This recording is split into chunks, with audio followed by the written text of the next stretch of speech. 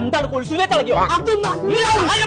നിങ്ങളല്ലേ ഇപ്പച്ചേ പറഞ്ഞ എത്തെങ്കിലും പുത്തൻ പുതിയ സാധനം ഇറങ്ങി നിങ്ങൾക്ക് ആദ്യം മാണെന്നേ പുതിയൊരു സാധനം ഇറങ്ങിക്കളെ കണ്ടോക്കി തുണിമുപ്പായി ഇല്ലാത്തിരിക്കണം.